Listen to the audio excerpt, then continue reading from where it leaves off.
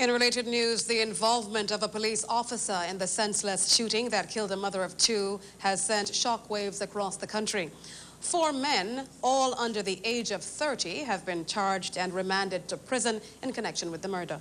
Our reporter Azara Lavier took to the streets to capture the views of the public. This is the scene where the shooting incident occurred on February 17. The robbery at the D's service station, which resulted in the killing of a service station attendant, has sent shockwaves across the island. 2 lawmen have been charged in connection with the murder of 39-year-old Dorothy Prince. I met up with a number of individuals who shared mixed reviews on the dreadful crime. It's a disgrace to know that police officer, whom are entrusted in keeping law and order, as a peace officer, get themselves involved in such tedious crime. It's a disgrace. I will go further back to say that the police need to be taught to be responsible. If you're not responsible, you cannot be in charge of discipline.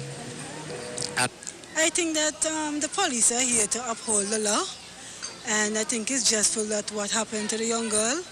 But I think that they should scream, the police officers and them, that they're going to uphold the law, you know, because sometimes we hire criminals and I think they need to do background checks.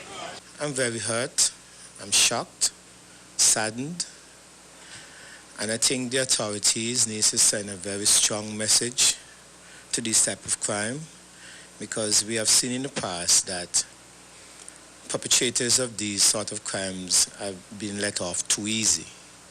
And I would love to see the day when the prosecutor goes before the court and asks for the maximum for these sort of crimes. It's very terrible, and again to say as a policeman is doing the crime. That is just to show them who's going to protect us. Yeah. I think it's disappointing because they're supposed to be looking out for us, and now it's like, who can we trust? Well, they're supposed to be dealt with differently than civilians because they uphold the law.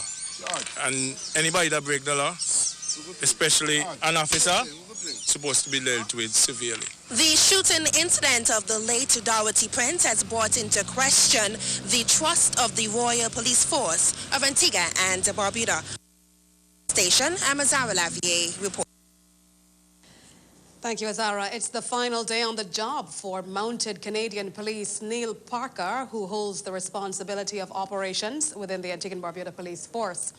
He is the last of 4 Canadian mounted police officers to leave the force.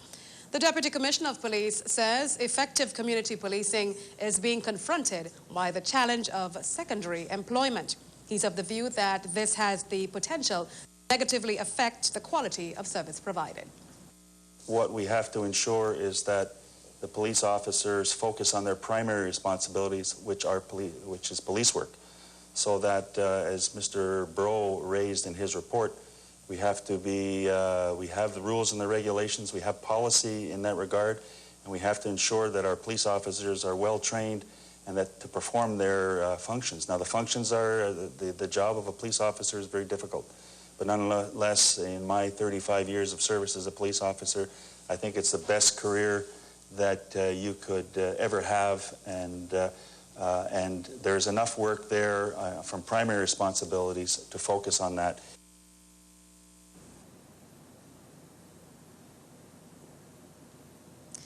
Parker is also of the view that secondary employment need not be a corruption risk if it is managed properly. He urges officers who may engage in secondary employment to follow the correct procedures as outlined in the police service legislation.